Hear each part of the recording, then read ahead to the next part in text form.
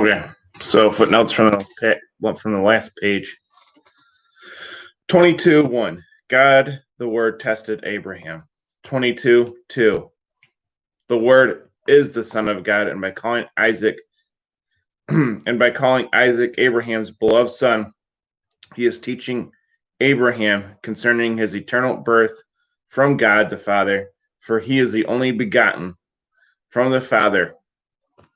He is also teaching Abraham that he himself would be offered up as a whole burnt offering for the world's salvation and be raised from the dead. 22:3. Abraham's faith was tested, and he obeyed the Son of God. Such faith and obedience made Abraham righteous and a friend of God. James 2:22 through 23. 22:12. Abraham received Isaac back alive. This prefigured the resurrection of Christ and the future resurrection from the dead, in which Abraham believed. Hebrews 11:19. 22:1 through 18. This passage is read during Friday Vespers in the 5th week of Great Lent. 22:4-15. The angel of the Lord is the Son of God, and he appeared to Abraham. The Lord is God the Father. 22:16. Abraham and Abimelech counseled together and swore by the greater, namely by the name of God. 21, 23, 24. The 7 ewe lambs confirmed the oath, and Abraham named the place the well of oath. So they were reconciled. However, God cannot swear by anyone greater. Therefore, he swore by himself. He confirmed the oath by his Lamb, the Son of God, through whom God's eternal covenant is established. Hebrews 6:13 through 20. The well of oath foreshadows the reconciliation of man to God through Jesus Christ. 22:17. Abraham's seed would be as the stars of heaven and as the sand on the seashore. These are Abraham's seed based on the word of promise. This seed and his church begotten from him, Galatians 3:16. It does not refer to Israel according to the flesh. It refers to both Jews and Gentiles who are the children of the promise. 23:1. The days of Sarah's life were numbered. She knew this because she was a woman of faith. She did not know when she would die, but knew she would, for she saw herself as a sojourner and stranger passing through this life to the world to come. Hebrews 11:11 through 16. 23:4. Abraham described himself as a sojourner and a stranger living in this present world as a sojourner. He was passing through this world for the one to come. Hebrews 11:8 through 10. As a stranger, he saw himself as a foreigner in this world, which was not his true home. 23:8. Abraham calls Sarah my dead. He does not say my corpse, as though Sarah's body no longer had meaning and value, for he buried Sarah, believing her body would be raised from the dead. Isaac and Rebekah. Now Abraham was old, well advanced in age, and the Lord had blessed Abraham in all things. So Abraham said to the oldest servant of his house, who ruled over all that he had, put your hand under my thigh, and I will make you swear by the Lord, the God of heaven and the God of the earth, that you will not take a wife for my son Isaac from the daughters of the Canaanites, among whom I dwell, before you shall go to my land where I was born, and to my tribe, and take from there a wife for my son Isaac.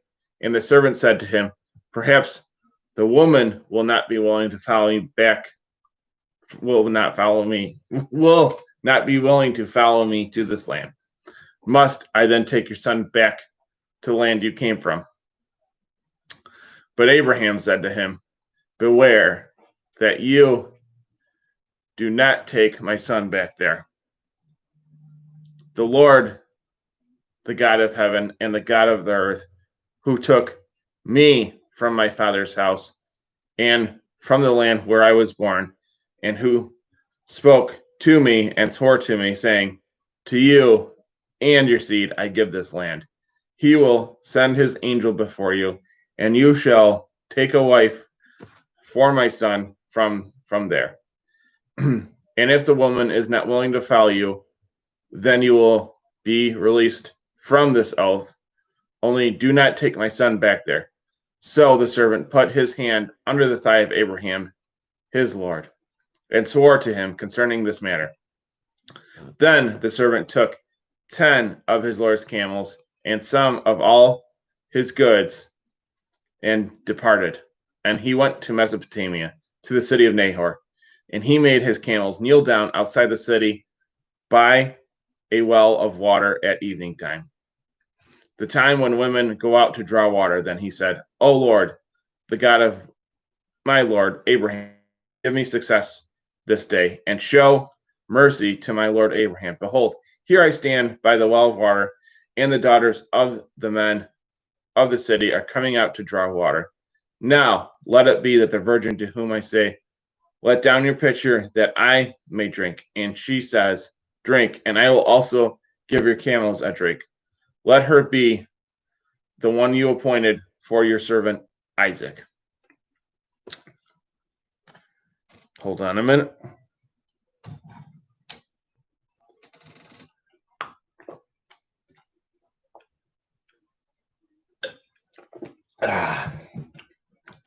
And by this I will know you have shown mercy to my Lord.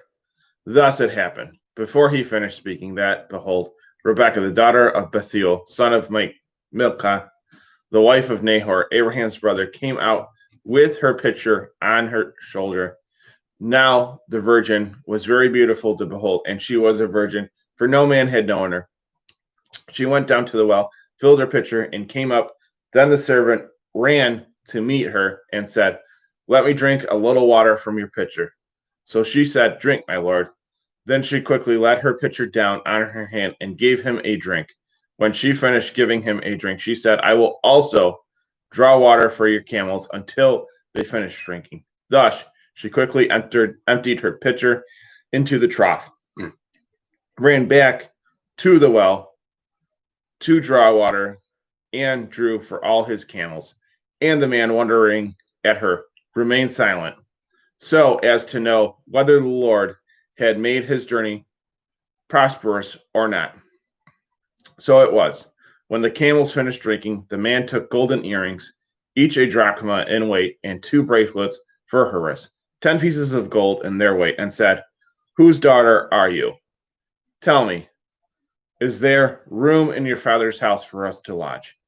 So she said to him, I am the daughter of Bethuel, Milcah's son, whom she bore to Nahor. Moreover, she said to him, we have both straw and feed enough, and room to lodge. Then the man bowed his head and worshipped the Lord. And he said, blessed is the Lord, the God of my Lord Abraham, who has not allowed his righteousness and his truth to forsake my Lord. As for me, being on the way, the Lord led me to the house of my Lord's brethren. So the young woman ran and told her mother's household these things. Now Rebekah had a brother whose name was Laban, and he ran out to the man by the well. So it came to pass, when he saw the earrings and the bracelets on his sister's wrists, and when he heard the words of his sister Rebekah, thus the man spoke to me, that he went to the man as he stood by the camels at the well. Laban said to him, come in, O blessed of the Lord. Why do you stand outside? For I have prepared the house and a place for the camels. Then the man came to the house and unloaded the camels and provided straw and feed for the camels and water to wash his feet and the feet of the men with him. Bread was then set before them to eat. But he said, I will not eat until I have told my business. And he said, speak on. So he said, I am Abraham's servant. The Lord has blessed my Lord greatly, and he has become great. And he has given him flocks and herds, silver and gold, male and female servants, and camels and donkeys. And Sarah, my Lord's wife, bore a son to my Lord when he was old. And to him he has given all he has. Now my Lord made me swear an oath, saying, you shall not take a wife for my son, from the daughters of the Canaanites in whose land I sojourn. But you shall go to my father's house and to my tribe, and take a wife for my son. And I said to my Lord, perhaps the woman will not return with me. But he said to me, the Lord, before whom I walk, will send his angel with you and prosper your way. You shall take a wife for my son from my tribe and from my father's house.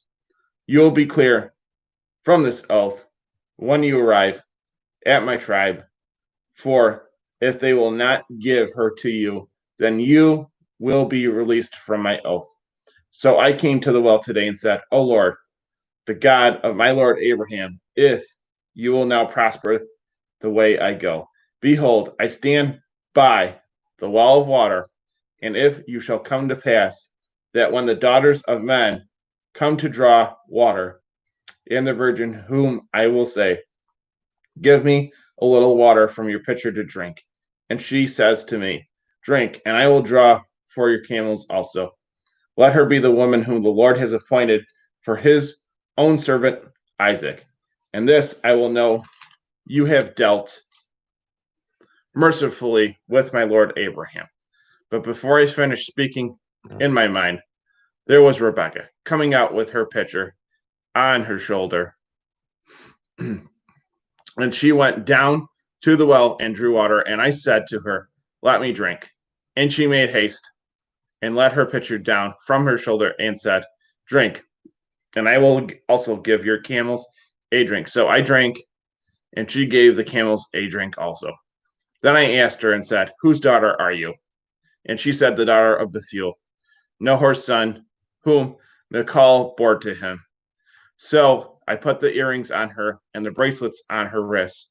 Thus, being well pleased, I worshiped the Lord and blessed the Lord, the God of my Lord Abraham, who led me in the way of truth, to take the daughter of my Lord's brother for his son.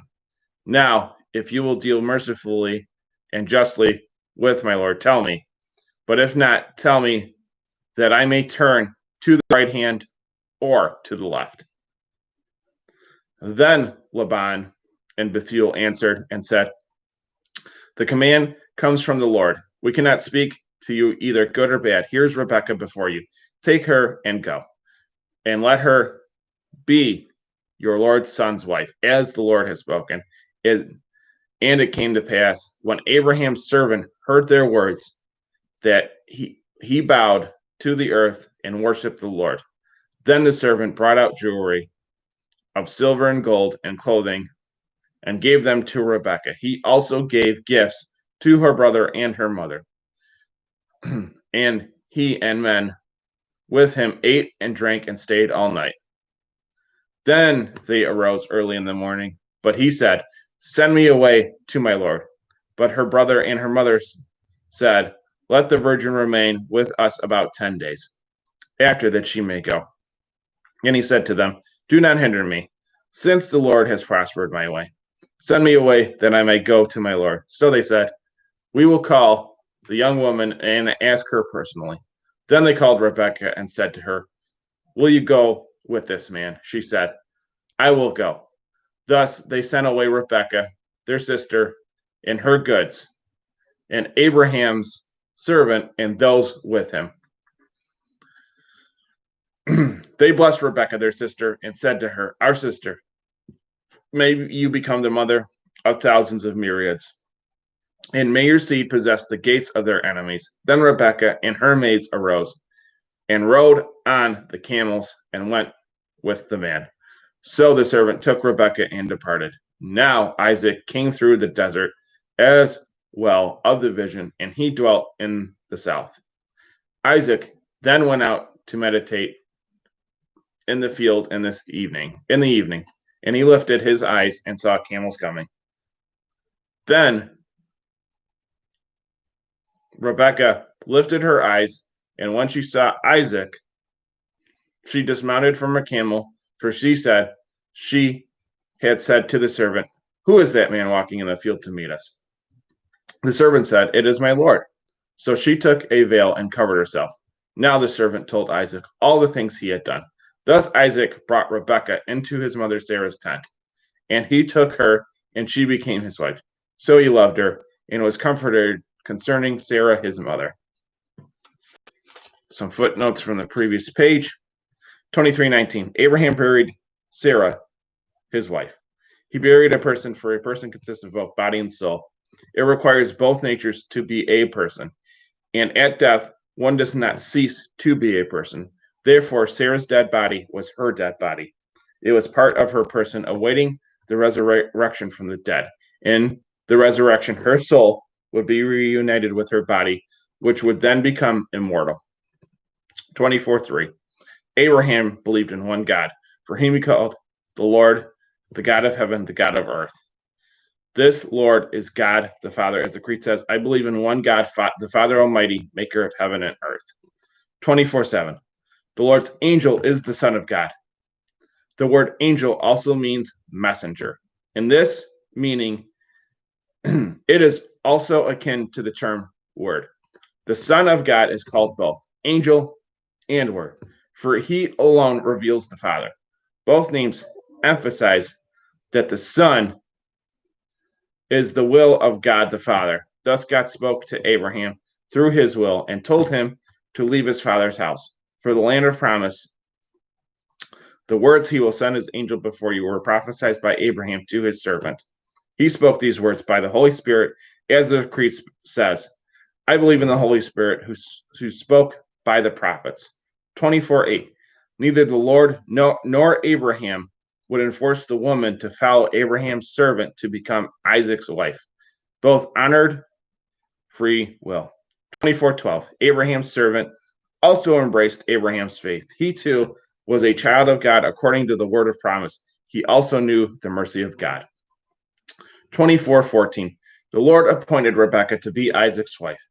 However, this appointment was based on his foreknowledge, for he knew beforehand how she would respond. Her free will was not forced. Similarly, election to salvation is based in the same foreknowledge. As St. Paul said, whom he foreknew, he also predestined. Romans 8:29. 24:27. Abraham's servant knew how to pray, for he began, this is the way the services of the church begin. In his prayer, he recognized the Lord's righteousness and truth. The Lord makes people righteous through Abraham's faith, and this faith is based on truth. The church is the pillar and the ground of truth. 1 Timothy 3:15. All right, moving on.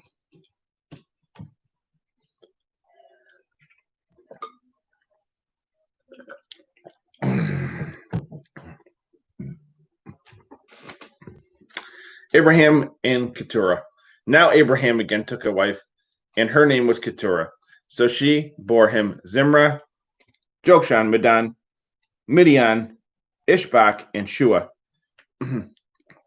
Jokshan begat Sheba and Dedan. Thus the sons of Dedan were Raguel, Nabdid, and Ashurim, the Letushim, and the Lemumim. And the sons of Midian were Ephah, Hanok, Abidah, and Eldan. All these were the sons of Keturah. Now Abraham gave all his possessions to Isaac, but Abraham gave gifts to the sons of his concubines. And while he was still living, he sent them eastward, away from Isaac his son, to the country of the east. The death and burial of Abraham. After these things, the sum of the years Abraham lived were 175 years. Then Abraham breathed his last and died in a good old age, old and full of days, and was added to his people. So his sons, Isaac and Ishmael, buried him in the cave of Machpelah, opposite Mamre, in the field of Ephron. The son of Zohar, the Hittite. The field and the cave Abraham purchased from the sons of Heth. There they buried Abraham and Sarah, his wife. Thus it came to pass, after the death of Abraham, his son Isaac, and Isaac dwelt of the vision.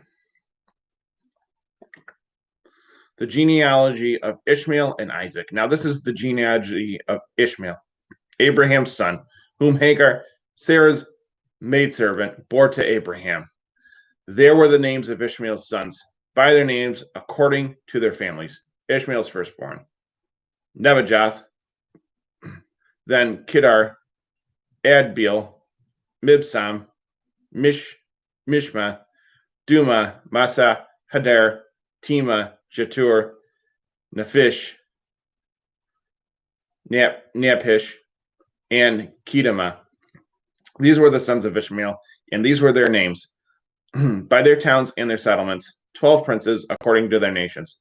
These were the years of Ishmael's life, 137 years, and he breathed his last and died.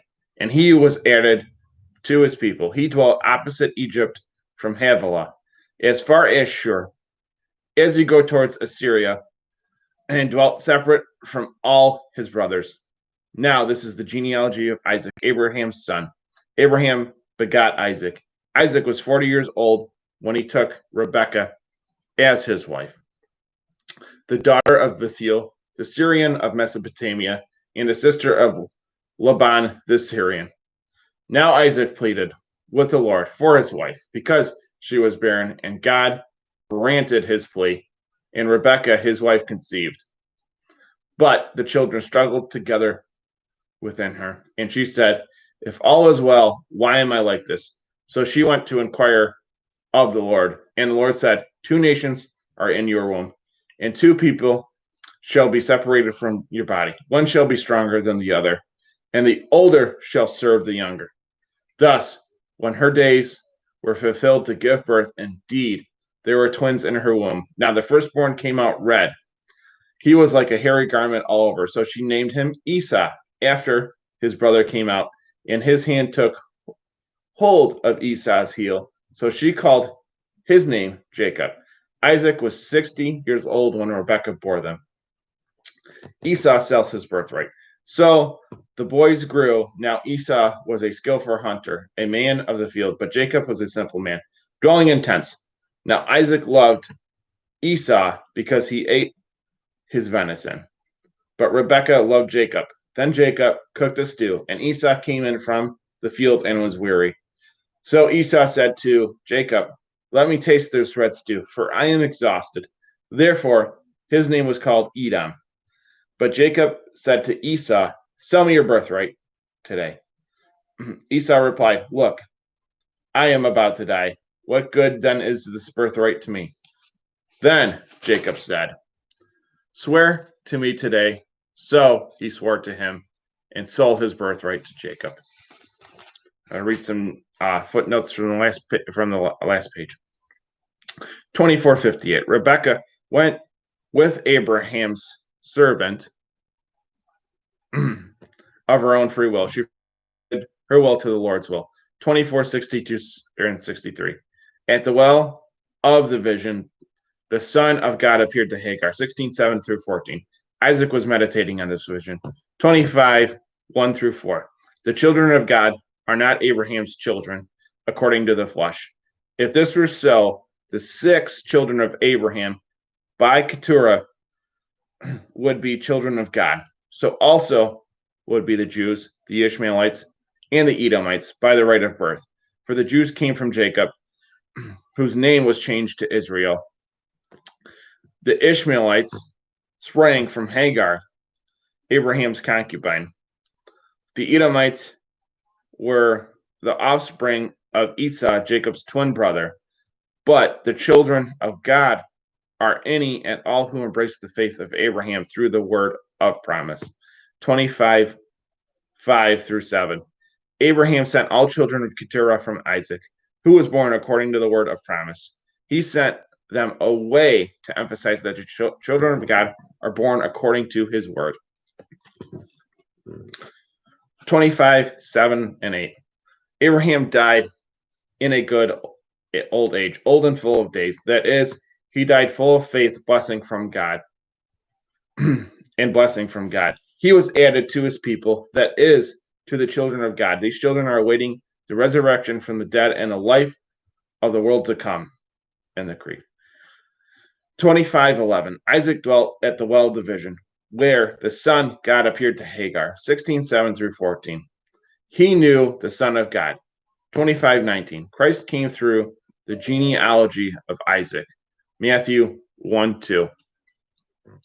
25:23. This prophecy shows that God's purpose in salvation stands on the basis of his calling and not on the basis of his works, either good or bad. Romans 9:11. For God foreknew which of the two sons would believe the word of promise given to Abraham. Jacob embraced the faith of Abraham, whereas Esau rejected it. Both were called, but Jacob alone responded to the call through faith. The Jews came from Jacob, and those who respond to God's calling, as did Jacob, are the children of God. For the Jews who do not embrace Abraham's faith are like Esau. 27 through 33. Esau was the older son, so the right of the firstborn was his. This right taught the firstborn to embrace Abraham's faith, but he despised this faith because of his fear of death. He despised the very faith that could save him from death. Hebrews 12:16 and 17. And we'll stop there and we'll pick up sometime.